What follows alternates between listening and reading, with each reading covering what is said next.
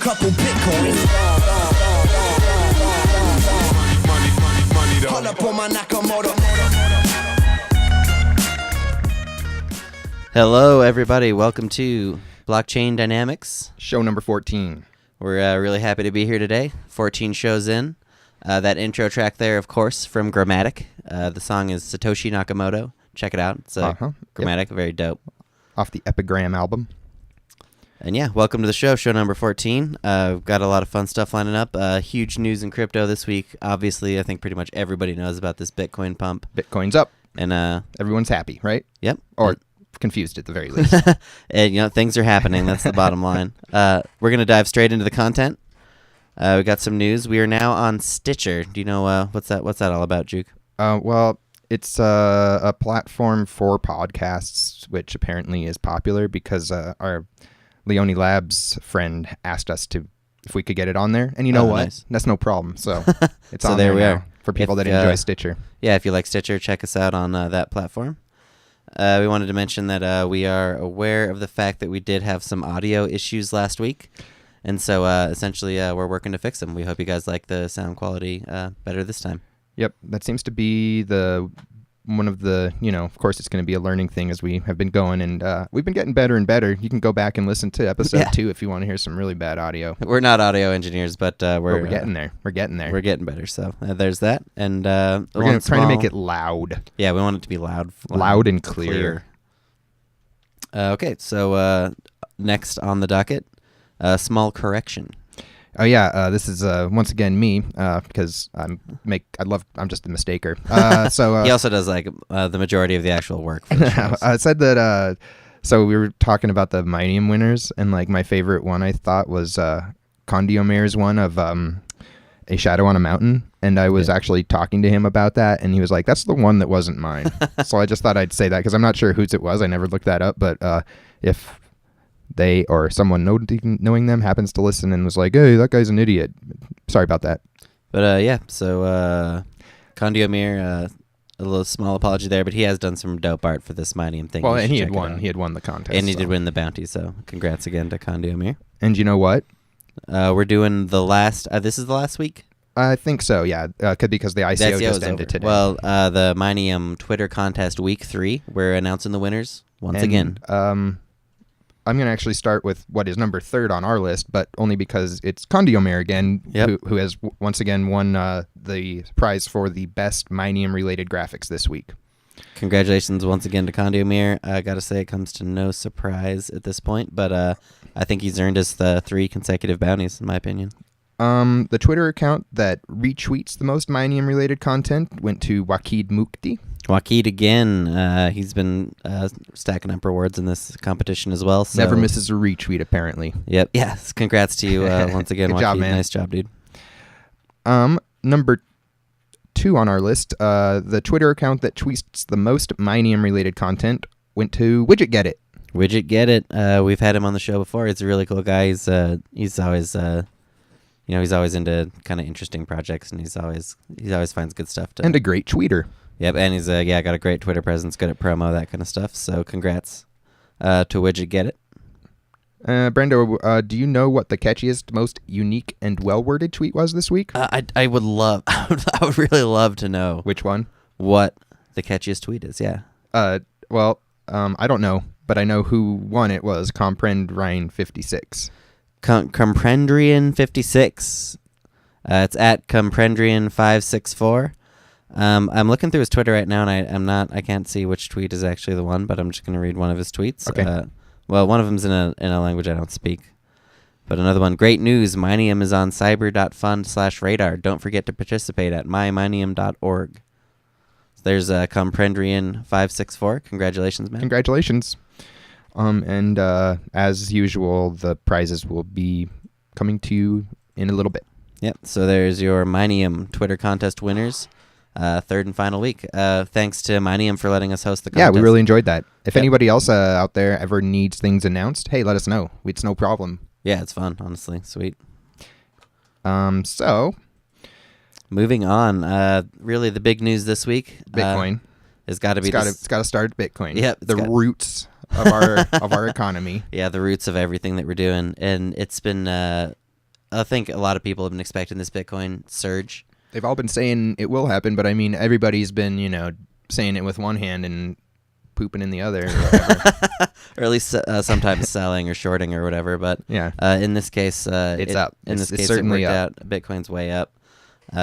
Most interestingly, this time it's way further up in the Chinese markets. I'm looking at Bitcoin Wisdom right now. The Chinese yuan equivalent is 586 on the Huobi exchange versus 512 on Bitstamp. It's been hovering around 520 on Coinbase. Nice. I try to. We were talking about it a little earlier, and it's hard to kind of comprehend all of the different variables that drive this type of thing. Or we were kind of imagining how you could perhaps arbitrage during that type of change between both the fiat markets and Bitcoin. And it seems like just the liquidity of getting your Chinese yuan converted against U.S. dollars is essentially the huge thing there. And it's the reason that you can see these kind of differences. And we'll see. It seems like the Chinese markets have been leading Bitcoin around for a long time, and so it's fun when they get this far decoupled from each other. Like, is this going to trigger a crash in the Chinese yuan price, or is it going to trigger a spike in the Bitcoin USD price? Right. Usually it's the second thing, but I mean, they're really far apart right now, so it'll be interesting to see.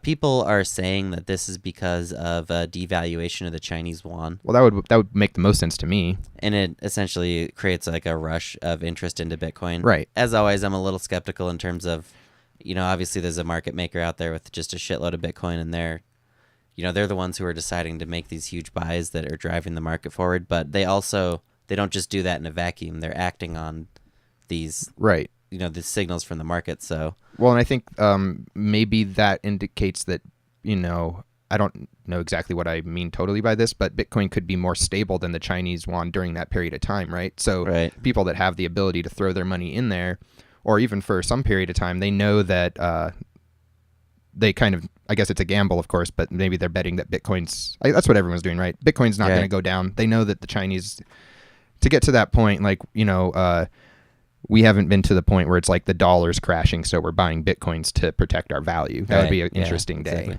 And it wasn't. I mean, it wasn't a huge adjustment.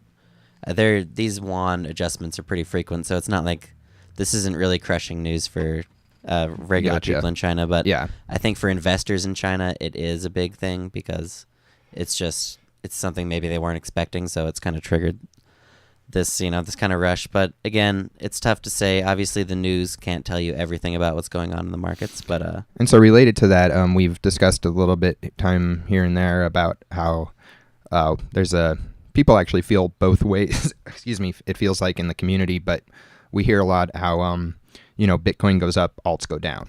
Yep, this is one of those. We thought it would be really fun to do like a kind of a research segment this week. And so we wanted to look at this idea of, if Bitcoin goes up, do alts actually go down? It's really kind of been a common, definitely an assertion that people make. Yeah, common assertion, and we wanted to see how it played out this week. This huge I've spike. also seen the opposite said. People will argue both sides. So we're trying to collect some facts. What'd you find, Brando? All right, so what we did is we kind of took a grab bag of about 30 kind of random coins that had been more established coins that tend to have more stable market caps. Some of them include Counterparty, of course, Ethereum, LycanCoin, some of the older era ICOs like BlockNet and Gambit, strong coins like Vcash, everything from, and then even some like other funny coins like Trollcoin, Redcoin, Nautilus, just a huge grab bag essentially of coins. And what we came up with was that in general, more coins did decline than went up. And what we're kind of trying to see is, as altcoins, if Bitcoin spikes, do these altcoins tend to hold their value against Bitcoin? Right. And do they hold their absolute value in dollars? So we kind of might expect them to decline, but does the actual value of the chain still go up because their price in dollars might still go up? Well, there's still speculation to do within that range, I think. Yeah, exactly. And so we really wanted to look into that. And what we came up with was, of the coins, only looks like only 6 of the 31 coins were up in Bitcoin value. 25 of them were down. So almost every coin that we checked out decreased this week. And of course, being up in Bitcoin value is guaranteed you're up in USD value. Yep. Easy peasy at this point because Bitcoin's going up. Yeah, exactly. So if you hold your Bitcoin value, that means you're done actually really well. Yeah. And then when we checked out the USD value, we found that 14 of the 31 coins were up and 17 were down. So we did see a lot of coins actually hold resilient in terms of their actual market cap price, Okay. despite the fact that almost all of them dropped in Bitcoin. The biggest winner, ironically, of the week was Trollcoin in our list, but Vcash also did well. LycanCoin did well. DogeCoin, PeerCoin, Wild Beast Coin in our index as well. Monero. These are all coins that did up in USD. Vcash, Gambit, Trollcoin, Litecoin, and Dogecoin and Wild Beast Coin were the only coins in the index that actually went up in Bitcoin value. Gotcha. So a good week for all those coins. And yeah, it's just really cool to see. Yeah, I really like that. We also checked out CoinMarketCap's huge list of every single coin. And in terms of actual USD market cap there, we saw 268 coins were up and 265 were down. And the rest were unknown. The total list is about 632, but they don't list market caps for dubious kind of Some of them don't stuff. have good supplies available, it seems like, stuff like that. And yeah, not trading well or whatever.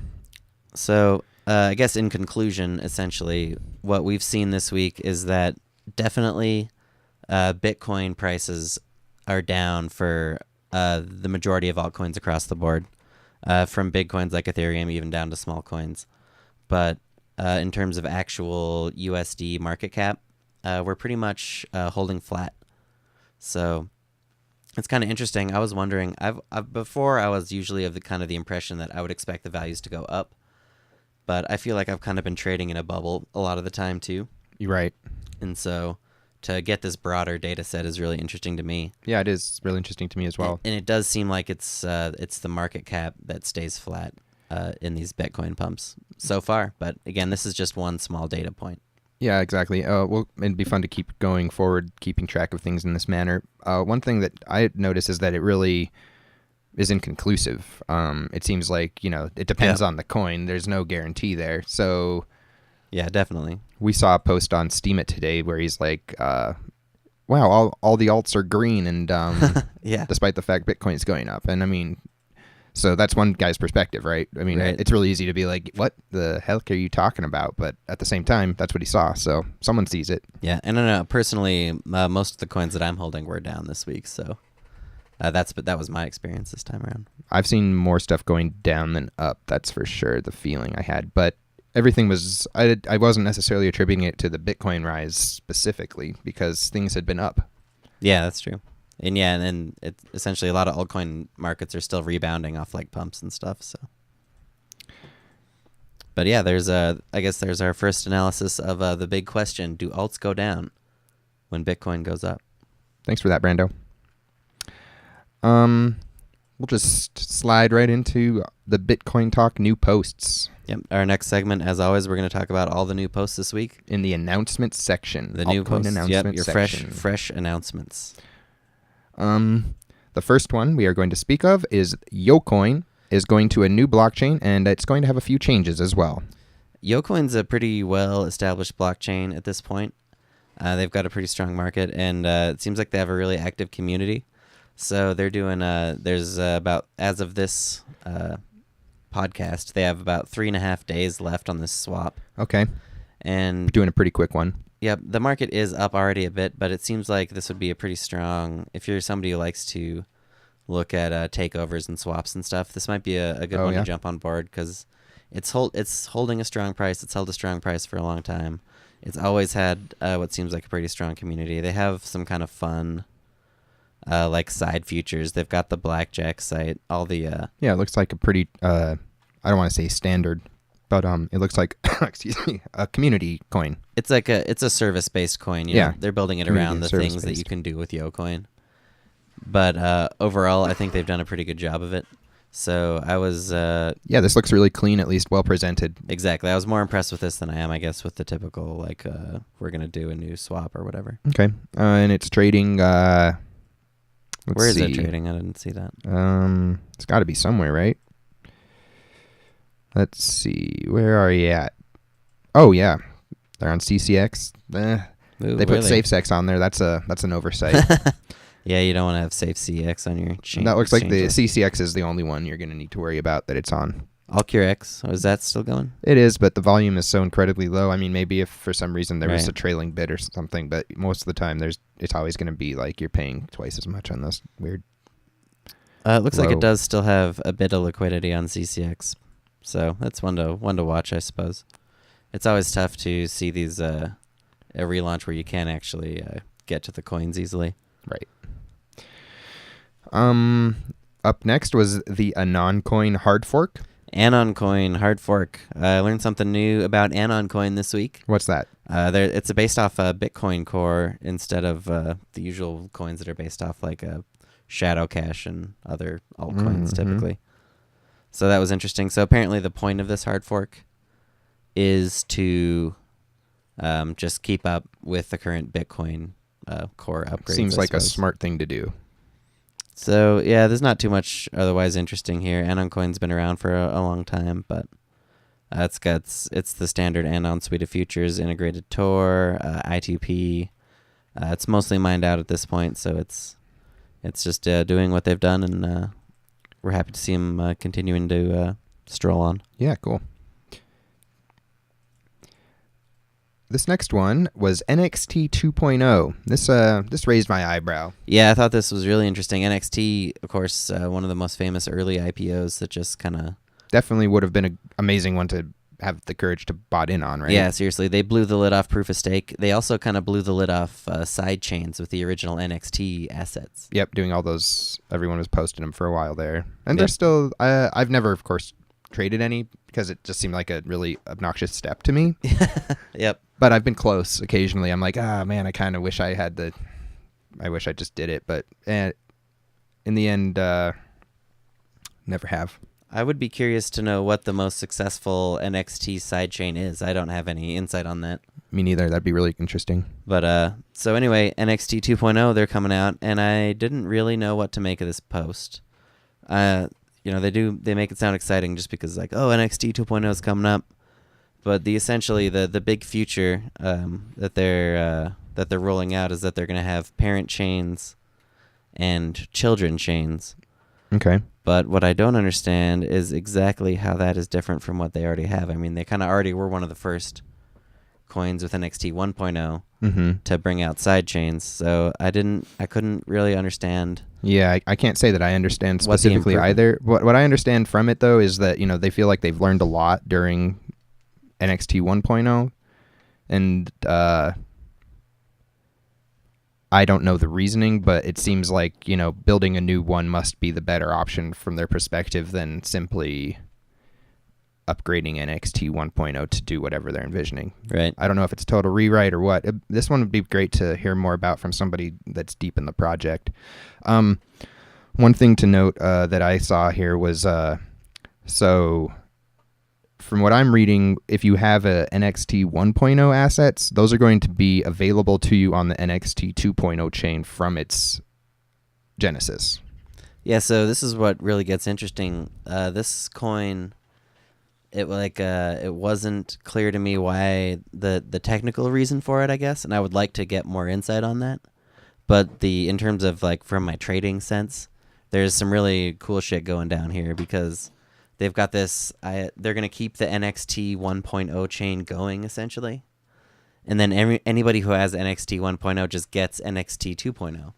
So all of a sudden, it's like you can probably expect that there's going to be a decline in the price of NXT 1.0, but if you're an NXT holder, it's essentially like these new coins are free.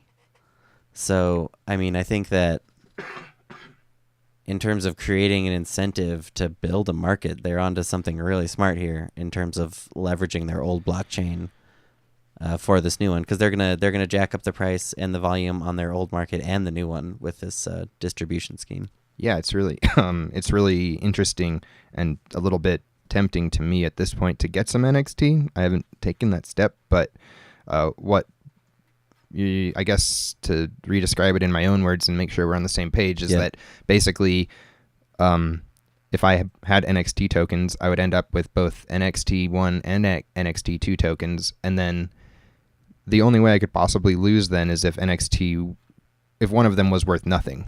Essentially, the combined Right. value of NXT1 and NXT2 would have to be less than you paid for the NXT1. Right. Okay. And so that's a hard scenario to imagine. I've seen stranger in crypto, but Definitely. it's something I just kind of thought of this, or you helped me think of this earlier today, and it seems like a really interesting approach. So yeah, NXT 2.0. That's a interesting announcement. Excuse me. I've got something in my throat today. Up next is Fermat, or I think that's how I'm going to say I it. like Fermat. This is actually, we're going to have the developer of this on the show next week. We're going to record it on Monday and then play it on Saturday. So hopefully we'll learn more about some specifics and be able to, have a discussion, which is always the best way to learn about these things. But it is an interesting project right off the bat because he says he's been working on it for 2 years, and it has a lot of potential. I haven't actually read the white paper yet, so what I'm going off of is the Bitcoin Talk post. But basically, he feels as though he saw past kind of, the wheel and was able to create a better system that maybe the average person has more access to because it's based on a mobile platform, I think. Yeah, the white paper is pretty heavy stuff to get into on light reading, so we're hoping to essentially dive more into Fermat, I guess, when we Next see week. him. Exactly, when we interview him, but it's something it's a good announcement as far as announcements go, and we're going to try and keep up with it. Yep. Next up on the list is Power My Data. It's an ICO. It's coming up, and this coin kind of struck my my bullshit sensor a little bit because it's almost like it's too polished, like it's too shiny, and too it's got a ton of marketing, a ton of graphics, but I can't see through it until what they're actually trying to offer me. So I don't know. What do you think about this one?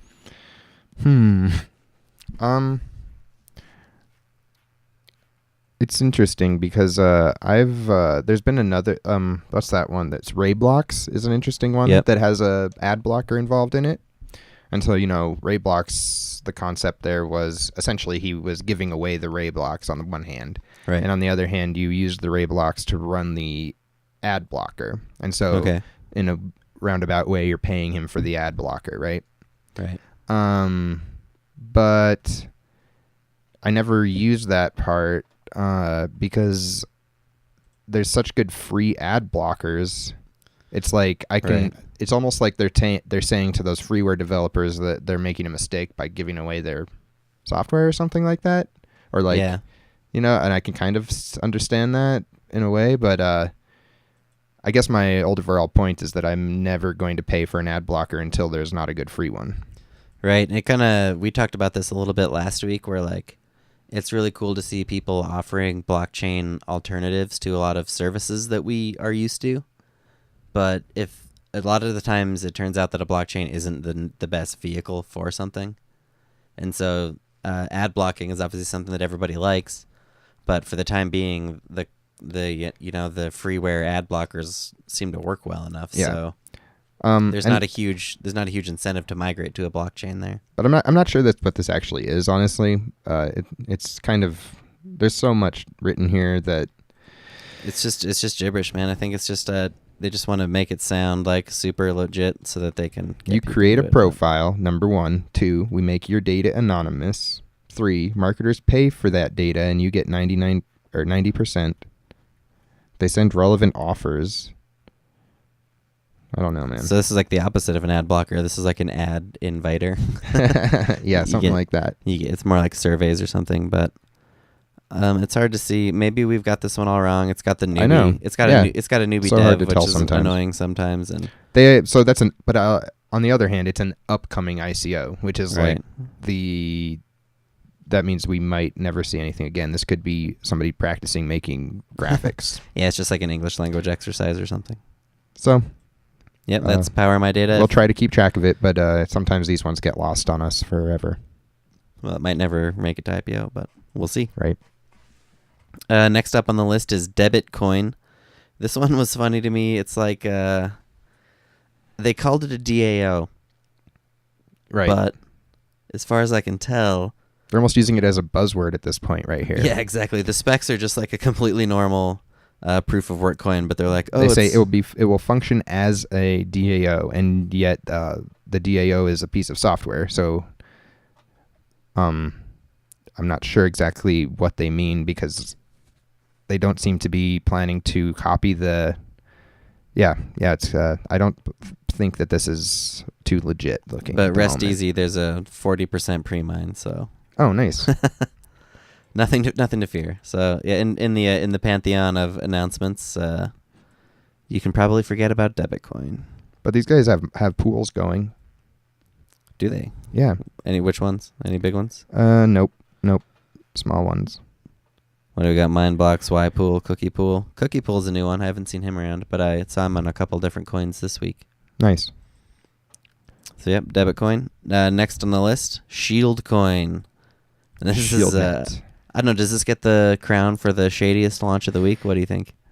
It's pretty close. I mean, it says all sales are final and there will be no refunds. That is like such a the opposite of the way most people will want to run an ICO. Yeah, it's like announcing that this is our ICO. If anything goes wrong, you gave us that money already, man. There's no escrow here. You're gonna lose. Is the bottom line. So this just. So I don't like that part. But if it, aside from the ICO, if it were to be mineable, I don't see why it can't be and maybe a nice little mining coin, unless they're just gonna go straight to zero. And they're only offering 1% of the chain in the ICO, which means that essentially for the ICO to be, if the ICO was worth anything, the chain would have to have a huge value. But it's pretty obvious that it's going to be way too shitty for that. So it just means that potentially the ICO could be good on this if there was nothing invested in it, right? Right. And so what's interesting is that kind of is the case. So far. You checked it out. Jukely, check this out. It's got a 0.0025 Bitcoin in the ICO wallet. So it seems like people are kind of catching wise to this. And it claims to have a new algorithm, SH Lyra. Right. So my official prediction on this is that it doesn't actually launch. But it could also turn into something where like one guy buys the whole IPO for 0.02 Bitcoins or something. And that would be a funny twist too. And I'd like to see where it goes from there. But up next was BagCoin. BagCoin. This is going to come as a shock to nobody, but we have another ICO. Wow. And this one probably actually, man, it's tough to give a crown to the most worthless coin of the week because ShieldCoin is, it's worthless in its own way. But this BagCoin, it's like an IPO, but there's no announcement for why there should be an IPO. It's literally just the most generic blockchain you've ever seen. The author is Kevin Fu, though. He gives us that. Mm-hmm. Yeah. This is it's amazing that they're just kind of trying to do these ICOs. I don't even see in this one where you would actually do it. Where do you give him the money? He hasn't facilitated that yet. He says the ICO coins have been distributed. Oh, so maybe this was like a non-English market ICO or something. They've been distributed fairly, he actually says. Oh, well, that's nice of him. Yeah. We know that it's been fair. All right, well. So it has an ongoing proof of work. I mean, I'd say that this is not one of the shittiest ones because it has an ongoing proof of work phase, which is always a good thing. Well, there's BagCoin. I guess it's not the shittiest coin this week. The next announcement was SwiftStream, which is another upcoming ICO, but they at least have a really great graphic here. And the idea is sort of a Twitch type system with a blockchain behind it. People can stream and in the process get coins, which we're seeing these types of platforms, and we've been playing around with STEEM this week, which is similar in a certain way. This I think this one's a lot more interesting for a lot of reasons. First off, it's posted by BitSwift. It's coming in under the umbrella of the BitSwift blockchain. And in terms of IPOs, I've really been liking off blockchain IPOs in general. Like either. Secure Exchange Coin. Yep, Safe Exchange Coin. Oh yeah, God dang it, dude! They should have. I should just. Jukely always confuses it with thinks Safe Exchange Coin is Secure Exchange Coin. It doesn't matter at all. So it's just such a good name. Point is, my version of it. That is.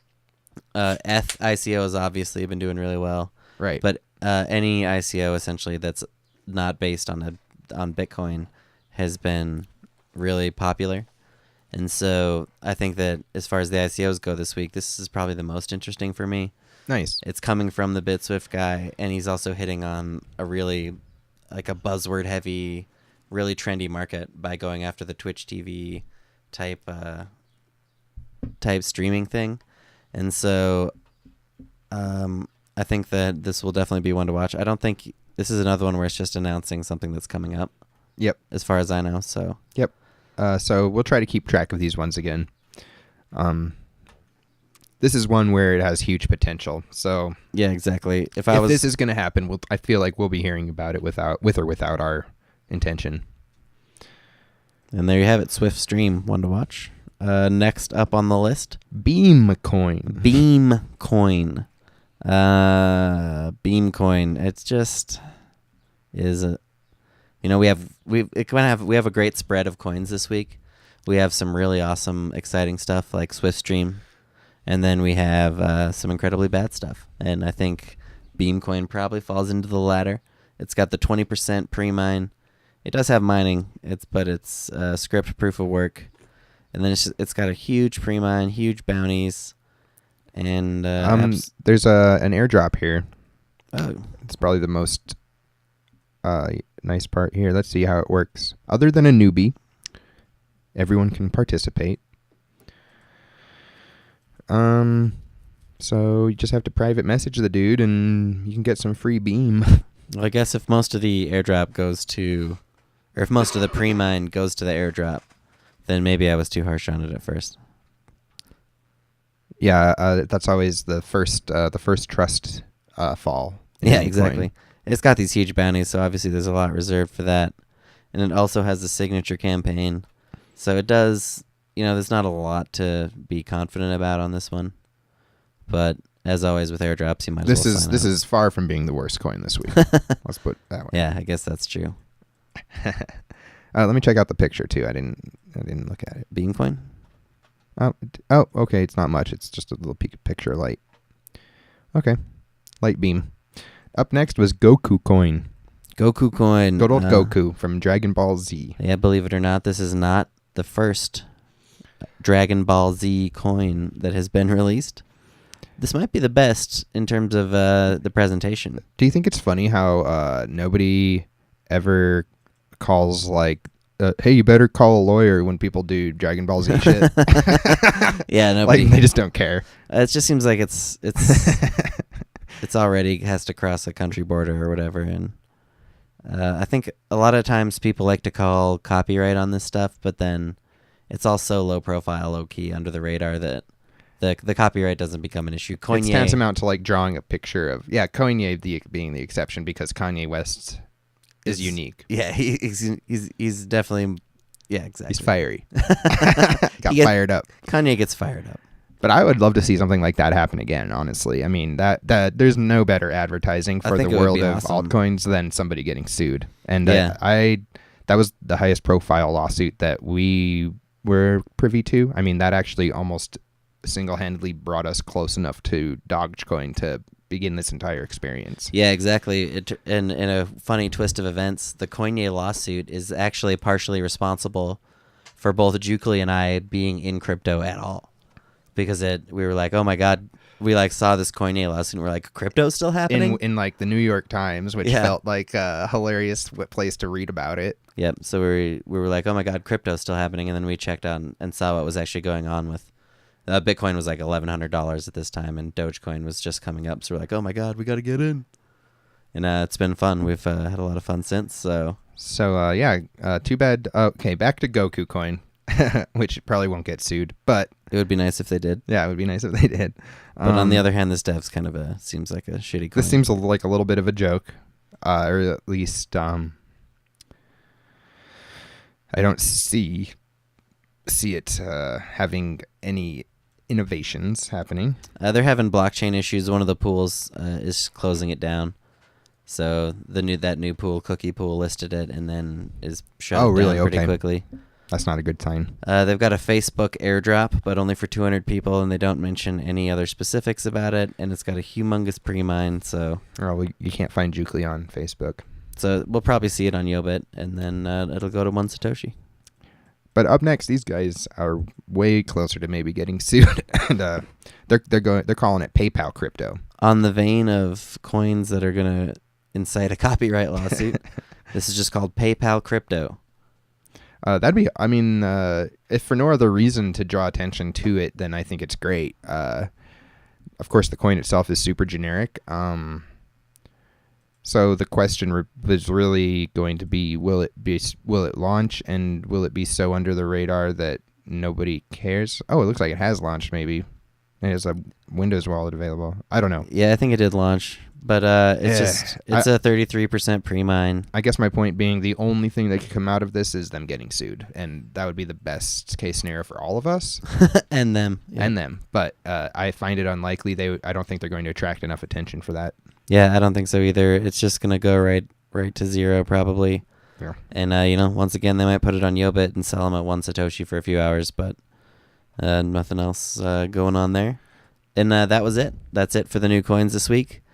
Kind of a fun week, some really interesting stuff, and then a real spread, and then some crap. I'll be really interested to see if any of, as our listeners know, and we'll let our new listeners know as well. We love to trash on coins. So First week, we usually give coins a hard time, and this week there were quite a few, but a lot of these ones seem even a little worse than they've been in a certain way. And I'm not sure if we'll even see some of these get listed. Yeah, I think there's some. I think there's some good coins this week. Oh yeah. On the other hand, YoCoin is going to be really big. YoCoin's already listed. They're going to do great. Yeah. NXT 2.0 is probably that'll get listed. It seems like a really interesting opportunity. Fermat. We'll learn a lot more. That seems like a big idea that we are going to be fortunate enough to hear about from the developer's mouth next week. And then SwiftStream, it might not be like as big as the next LSK or something, but I think it could be up there in terms of these new blockchain properties, just because I think they're pushing all the right buttons, and so I really like what they're throwing out with SwiftStream. Obviously, it's a long road from a bunch of announcements in a graphic to actually getting something out on the market. But absolutely. So in terms of that, I mean, that's a pretty good number of interesting opportunities. Yeah, you're right. I mean, not bad for 1 week in a lifetime. And there's some crap, but it'll be gone next week, and we'll just be left with the cool stuff. That's one of the fun things about crypto. That's how it goes. So interesting week in announcements, and there's been it's been a really volatile week in not just Bitcoin, but causing other things to happen. Yep, huge activity in a lot of markets this week. We saw the large listing of LSK. Yep, LSK made it to market. The wallet is working. The tokens have been issued. The volume was super high. The volatility was crazy. Volatility's been insane. It was like LSK trading this week reminded me of like YoBit price action with Poloniex top tier volume. It was crazy. It was.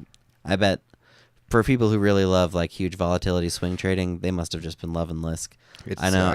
It must have been a gold mine for people that really got the tops and bottoms, man. Yep, and I had a lot of fun LSK trading this week. I got caught high a little bit, had some good profits essentially as it was climbing, and then took some losses as it was coming down.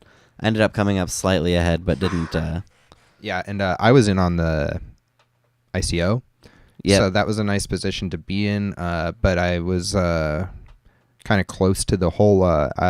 Some people might know, like in the first 24 hours, there was a lot of FUD going around because I didn't basically it was all based around the wallets. Okay. And they offered.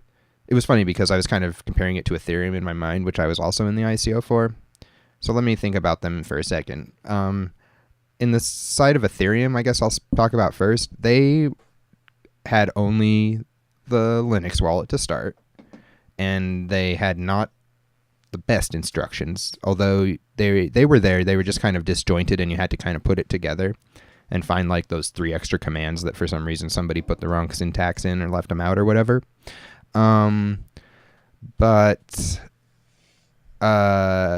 So same sort of, of course you get the complaints, where's the Windows wallet? We gave you guys all this money. There's no Windows wallet, blah, blah, blah. We all know how Ethereum went. Yeah. Then I look at LSK, and it's a similar situation, although the difference that was a little bit frustrating to me was that they kind of had this web wallet that was supposed to be, they had it as like the number 1 or number 2. They were like, here's how you're going to access your LSK after the ICO. It was like a big selling point. Yeah, they were like, here you go. And that did not work very well at all. In fact, it didn't work for really a couple days, and people were finding workarounds, trusting people that they wouldn't have trusted otherwise, and different things to kind of get their LSK to certain places. Did they get it working? Yep. Well, okay. I have no idea because I finally managed to move mine, and then I never looked back. So I don't know how well it's working, but I sent it like, dozens of times. And then one day I woke up and it was sent, and I was like, oh, well, that's cool. That kind of reminds me of early vanilla coin. Yeah. So I don't think that the FUD was as bad as it might have seemed from some perspectives. Yep. And the trading has definitely been awesome.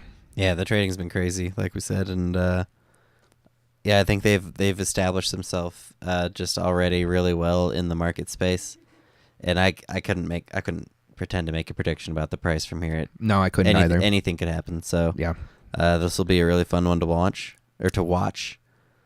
And in other big news, there was another ridiculously huge launch this week. DAO. With DAO. The newsworthy decentralized autonomous organization. Everyone knows that this is the one that is making it into the papers. The biggest crowdfund of all time. Yep. We've been a little hard on the DAO. Jukely did buy into the IPO. Pretty much sold right away. Yep, sold it right away. Kind of. It was just an experiment. Right. I was curious what it would start trading at, really. I did buy into it just to see, just for arbitrage and that kind of stuff, but it's funny. It seems like it's really not making as big of a splash as I thought it would. It's had high volume, not really high volatility, and it hasn't been anything like LSK, I would say. Yeah, I agree. LSK volume is just so much higher that for people that are specifically looking at trading things, they probably aren't looking as close at the DAO right now as they are looking at LSK. And see, I'm really curious to see. I guess we'll just have to wait and see. DAO just got listed. It's really new. Yeah, there's probably a lot of people that don't even have access to the market yet. So, and there's just been tons of articles about the DAO, not just in those mainstream things, which seem a little significant, but also just in the crypto space. And from what I'm gathering, everyone's just full of questions. So I'm just watching it sort of like a movie. It's super fun. Yeah, and we haven't seen any attempts made at actually deploying a decentralized autonomous. One of the most interesting articles that I came across this week was about one of the sort of, I guess there's not supposed to be leaders of this thing, but there might be, because one of them said that maybe there should be like a moratorium on I guess even if he's not a leader, maybe there just has to be voices that suggest things. And so somebody suggested that maybe there should be a moratorium on making decisions until they flesh out some security concerns that maybe some people had. So I think it's going to be quite an ongoing thing. And what's interesting is, regardless of those sort of concerns, it's not going to stop people at all from speculating on the token's value. Right. So I think that this could become a really interesting speculator's token, considering all of the types of news that can be manufactured for events behind it. And again, we've compared it to Arch a lot of times, and it reminds me of that in a lot of ways, because you remember Arch was able to generate a huge amount of news and attention just based on what people were saying in the chat rooms. Right. And so the DAO's already built up such a huge hype bubble that anything that these people kind of throw into the mix Right. is going to get like reported on, and people are going to respond to it. It's so, yeah, it's crazy. Having DAO and LSK both launch this week and just being able to compare them side by side is it's been really fun, and it's going to be crazy to see where they go going forward. On some markets that weren't listed this week but have also been extremely volatile. I mean, we definitely don't catch them all. I've been noticing that there's volatility all over the place. Right. But DubaiCoin, of course, is way down Yep. compared to where we've been speaking. Yep, DubaiCoin, it was one of the longest, most controlled pumps in Yobit history. Touched and 60K. The dump has been just as epic, right back down to into the 10,000s this week and lower. Amazing. It's easy. It's funny, after a pump, you look at this price of like 8,000, and you're like, oh my God, DubaiCoin is done. If you go back a month on this podcast, and DubaiCoin will be hitting like 2,000, and I'm like, DubaiCoin at 2,000, it's unbelievable. Yeah, Brando's sold out at that point. Right, exactly, as we've said. And so it's funny to see how a huge pump will alter your perspective on the value of a crypto. Right. And then, but at the same time, DubaiCoin is down huge. A lot of people are going to be people who bought in huge. But now it just means that this coin gets to go on to the next phase of its life. Correct. And so the exciting thing will be to see how far down does it go. It's already down almost 90%. That is the floor for a lot of coins, is that 90% area. Because that 10% is so important to people. But DubaiCoin was such a huge pump, I could see it dropping back down into the 1 to 2,000 area, maybe 2 to 3,000. Maybe a nice dagger down there. Yep. And the question is, where does it go from there? Are they going to stick with it? Are they going to keep delivering on content and stuff? And I guess it's just starting for DubaiCoin. It would suck to be getting caught out at this point. But as somebody who never bought, I never found a time to buy back into DubaiCoin. Right. You kind of saw that it had to dump. Right. I thought it had to dump. I just thought it would happen at 5,000 instead of 50,000. Yeah. So I guess having waited this long, I'm kind of happy to see it down a little bit, because it means that I can actually start thinking about buying back in at some point. Nice. And then Steam's been really volatile, and we've also been enjoying playing on that website. We had Ned Scott on the show last week, and honestly, Steam is probably the crypto I'm most excited about right now. It's kind of exceeded my expectations. We've been hyping it up a lot, and it's not to shill it, but it's really it's one of the stronger new coins by far, for a lot of reasons. If you haven't checked out the Steam website, you can it's incredibly easy to actually just use it and start upvoting stuff and collecting the Steam, and they're giving away a shitload. Yeah, they're giving away like $400,000 worth of Steam on July 1st or July 4th, essentially. Is sort of how it seems like it's coming down. And so essentially, I've spent a lot of time this week just messing around on the website and trying to figure out how to optimize my votes and stuff. Although we should clarify, they come in as not Steam, but Steam Power. Steam Power, which take 2 years to divest. So yeah, Steam. It's kind of somebody could easily kind of scoff at that on one side, but you also then you think about it a little deeper, and it's actually kind of good for the long term success of that type of system. Like, you don't want people to just immediately be able to sell their small stake that they got in Steam. They're deliberately trying to control the liquidity in a really big way, just by saying, okay, you want to cash out your Steam? Well, it's going to take 2 years. Yeah, you get 1% per week, basically. So you're going to take 2 years to cash out.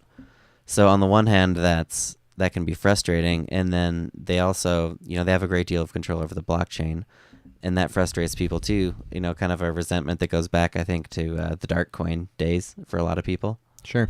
But at the same time, they created the service, and anyone can use it, and anyone can get access to the Steam Power just by putting content on the website.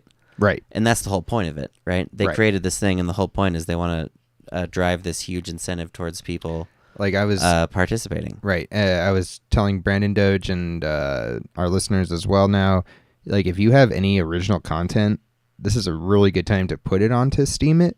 Yep.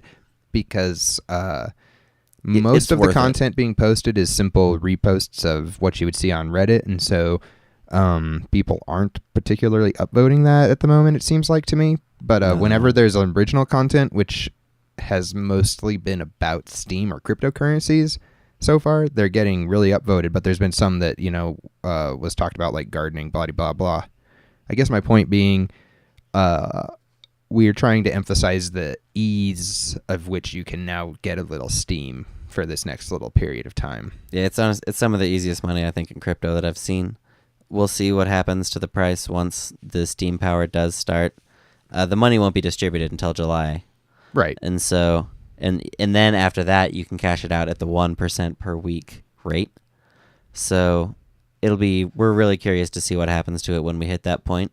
But in the meantime, there's just a lot of low-hanging fruit on the Steam website, essentially. Also, it's kind of fun. Yeah, and it's kind of fun. So we're pretty. I quit Redditing. Redditing.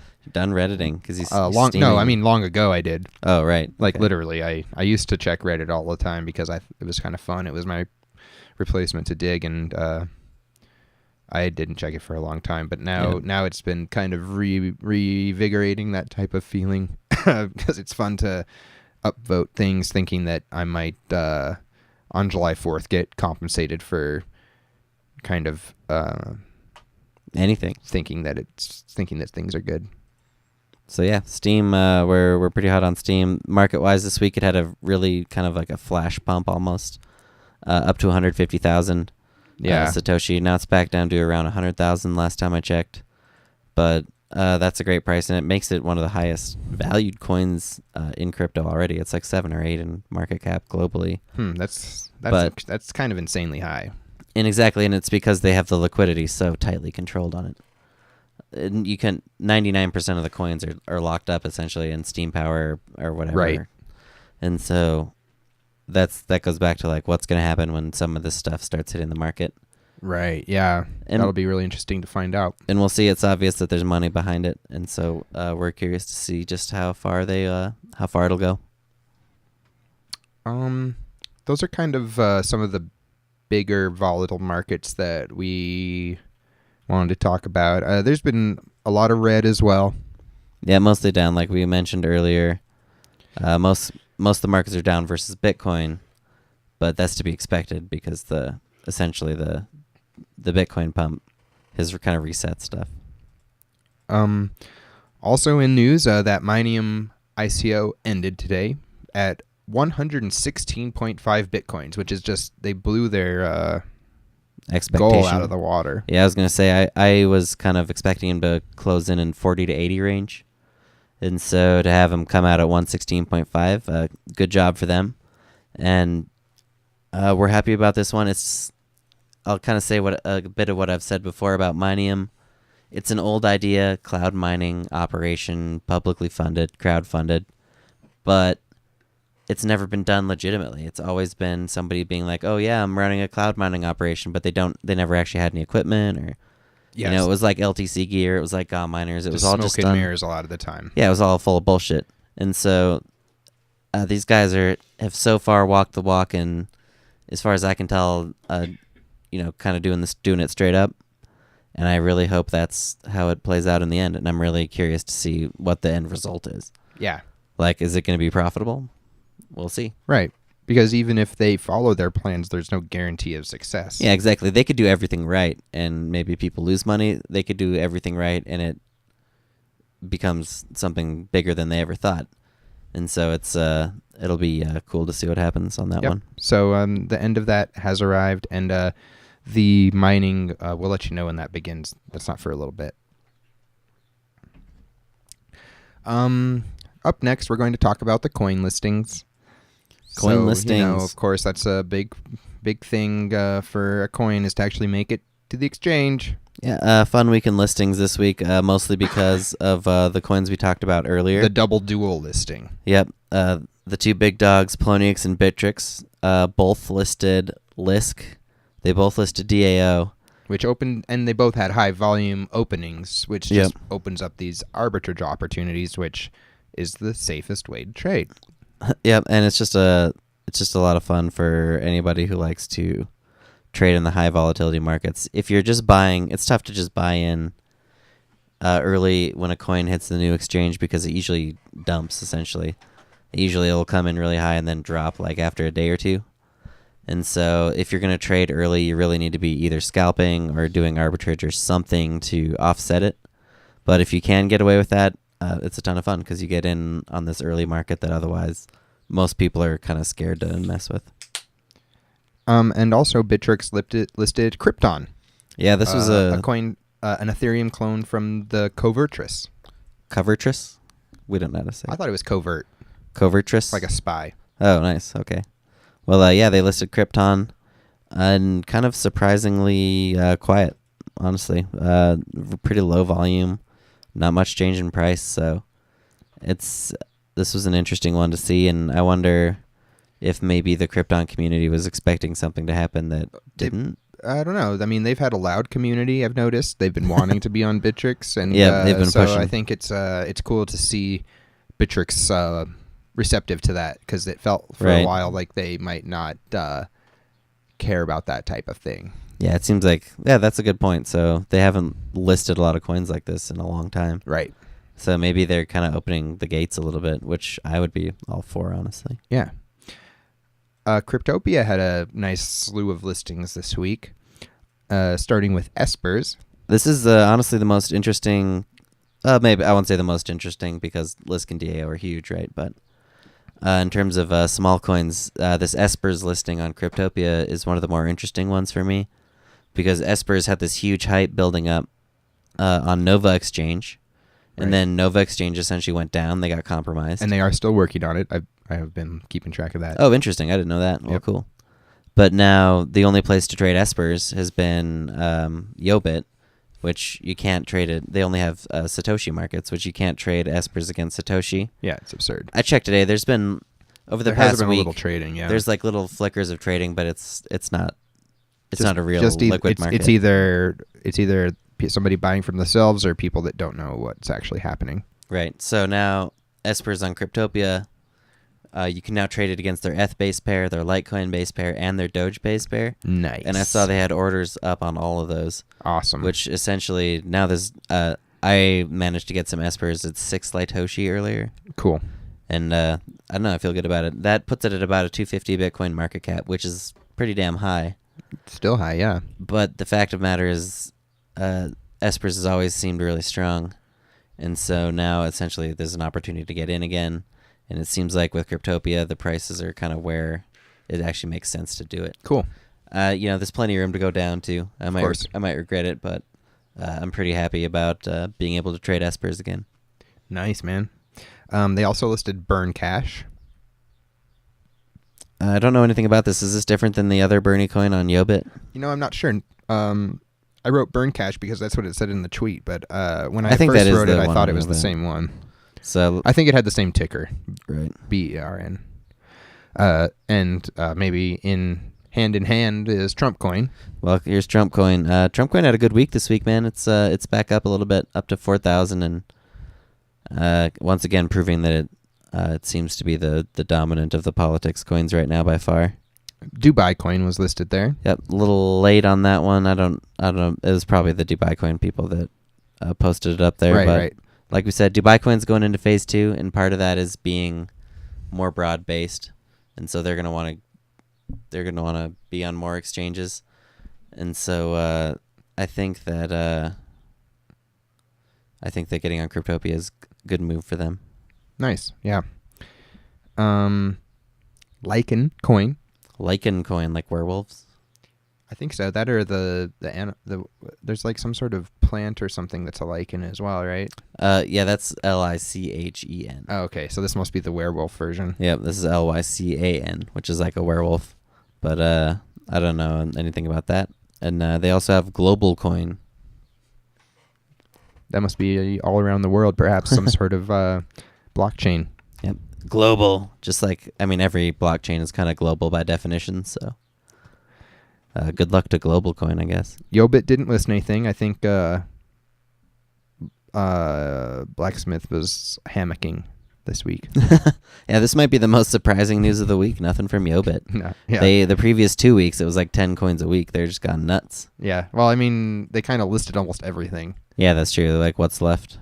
They did open up their LSK wallet for trading. Yeah, so a lot of people were wondering if that was ever going to actually... Right. Was that going to be like Yobit's exit? Yeah. I think. Yeah, are they going to disappear with the LSK IPO money or whatever? But no. Nope, they did it. Yeah, they followed through with their voucher LSK token, so good on them, I guess. C-Cex listed the President Trump coin, which this is funny. Different from any coin we've seen. It's not Trumpcoin, folks. This is President Trumpcoin. With a PRES ticker, and Totally all they different. give us is a website, and this website has nothing to do with cryptocurrency. It's like a Trump political campaign advertisement. It's weird. Yeah, it's almost like it's like somebody wanted to promote Donald Trump just by getting anything listed on C-Cex. I wonder how this got listed. I wonder. And so there's like some buy orders, and there's no coins for sale, and nobody has any coins in their wallets on C-Cex. So nice. Nobody has any idea what to do. And the about it. website has no information. So it'll be interesting to see if anyone shows up with some coins or what. There you have it, President Trump coin. Woohoo! Skippity doo dah! Right over to the birthdays. Yep, that's it for listings this week. LSK and DAO again, probably just the biggest news really that there could be as far as trading. But I'm watching those Espers on Cryptopia, and not too much else big for me. Krypton, it could be cool. I could imagine an Espers Poloniex market in the future. Yeah, they could trade it against Monero potentially. And that, they don't have LycanCoin on there on Poloniex. I don't know if they do LycanCoin as a I gotta base pair. check. I guess I always assumed they did, but I'm now not sure. They don't. Nope. No, It's just Bitcoin, Monero and Monero USDT. and USDT. Wow. Okay. But it would work on a Monero market. Yeah, it would. One thing I was noticing related to that was how the Monero markets were super busy this week. I'm not trading in those, but I was watching them on Poloniex, just noticing, wow, because when Bitcoin changes against the US dollar, and then Monero's changing against the Bitcoin, and then all these other people are speculating on the value of their altcoins against Monero, lot of movement in there. I would definitely need some sort of bot to navigate it, though. Yeah, we're at the point where there's just like hundreds of markets, and everything is trading against everything else in a dozen different ways. And so when there's a big shift in the market, all these old standing orders and all these markets all of a sudden create, kind of an arbitrage type frenzy, and it brings a ton of volume, and then it creates like a domino effect of everybody else buying in, and it's fun. Yeah. Coin birthdays this week. We have one of each, 1 year and 2 year. Yep, we have a huge 1 year birthday to Radium. Rads. Happy birthday. This has been a huge market ever since it hit Poloniex, and this is great. We got ourselves 3 links here, one to each of the announcements related to this coin, and there's just like this increasing sophistication as they go, to the point where it became like a Poloniex huge pump. Yeah, it starts out as they often did in the day, just with a pretty simple post, all the basics, all the stuff you'd expect, but Radon Pay. Yep, they did a Radon Pay, they did an ICO. I don't see how much they raised. I don't see that either. I wonder. That would be interesting to know what the ICO price of Radon was. The second post from that says minimum ICO amount to launch is 500 BTC, and that's Shadowrunner saying what? But I would assume that they either made it to that or reduced it, so it probably was a large one. Yeah, but it must have been huge. And then the next one, it's still Radon, but it's looking a little bit better. Let's see if they even have the word ICO in this new one. Oh, only in the, not in the actual posting portion, only in all the comments. People are like, ICO. So they basically moved past the ICO marketing already by this point. They're like, all right, we're just a coin now. Somebody says 409 ICO. That's a number. 409 Bitcoin. Maybe. And then the third one, which is the Radium post, is just gorgeous. Yeah. And then they get to the Radium rebrand, and all of a sudden it's a Smart Chain 2.0, future of crypto type blockchain. And this is one that's almost going to get taken off the arbitrage bot. Yeah, I haven't been successful trying to trade this one, but It's just because there's really good bots on this market already. My bot's not that sophisticated, and I end up losing to these guys. But we bring you the 1-year birthday of Radium. Definitely a coin that might be here for a 2-year, which oh, definitely. It's clear that they have had big plans for this coin from day one. It was obviously low profile, deliberate. Well, I don't want to say low profile, I guess, but it was. Maybe it just really takes time to do that work. You know, sometimes we look at it and we're like, why did you guys release it before you had your shit together? But yeah. Who knows what it really takes? You know, maybe sometimes you just got to do it, like blockchain dynamics. Yeah, true. And it reminds me that I don't have all the insights either. I don't always, I sometimes I just see these posts in the first week and I'm like, oh, screw that, big ICO must be a trick or something. Yeah. And then it turns out that there actually is somebody on the other end working their ass off to do a legit project. And then, it could just be something that I essentially unfairly dismissed or something. Right. And so with Radium, I'm not sure where it's going to go from here. It's almost still hard to tell a year in. Yeah, exactly. But I like him a lot. I mean, I'm a lot more impressed with him now than I was originally. For sure. And so I'm kind of confident, I guess, in that way, in terms of they're down now in the market, but they're definitely not out. And so it'll be cool to see what happens. I remember, part of their blessing and curse was when they did get listed to Poloniex, was when people were still not even used to this increased volume. And so the day it got listed, I remember it having 600 Bitcoin volume, which a year ago would have been absurd. Mind-blowing. Yeah. Anyways, happy birthday, Radium, 1 year. 2-year birthday is CLAMS. CLAMS. Which is a coin that anyone that's been in here for a while has heard about. It was a great opportunity for people that were long-term Bitcoin and Dogecoin holders. And Litecoin. Oh, and Litecoin? Yeah. Not Dogecoin? Litecoin and Dogecoin and Bitcoin. Oh, okay, cool. So for just to make sure people know how it works, basically there's digging, and what they do is you import your private key from your old Bitcoin, Litecoin, Dogecoin, or Dogecoin wallet, and then you are entitled to CLAMS. So at first glance, it's a new concept and an interesting form of distribution. Perhaps the most interesting part that people saw about it was its massive price. And it had a freaking incredible pump that was followed by a massive dump back to the original level. It's definitely not dead, but it's hard to say where it'll go from here. Is it like the ultimate speculator's token? Or is it simply something that will be eventually sold into oblivion once people that have those things claim them that haven't yet? I think CLAMS is doing fine, man. I think it's going to keep doing fine. It's 2 years old at this point, and it's been really not that unstable over the course of its life. It is. The price has remained very high. Yeah, it's got $1 million market cap still. It's obvious that whoever kind of owns a lot of them is not that interested in getting rid of it or dumping down the price or correct, giving up on it. So in terms of long-term prospects, I think CLAMS is actually in a really good spot. So happy 2 year. Yeah, happy 2 year to CLAMS, and a really cool distribution method that was really kind of innovative at the time, I guess, and made for a really long-lasting blockchain. So yeah, it's been another great week in crypto. It's Saturday night, May 28th, and instead of being out, we're talking about crypto. Yep, another excellent week in crypto. Huge. Everyone's obviously just blown up with this Bitcoin price change, and anything.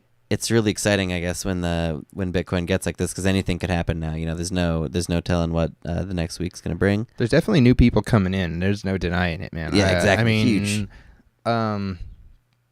People that I talk to show increased interest all the time. Yep, definitely. I agree. I guess that concludes episode 14. Yep, this is Blockchain Dynamics. We're here in Error by Trial Studios. I want to thank everyone for listening, and peace out. Talk to you next week.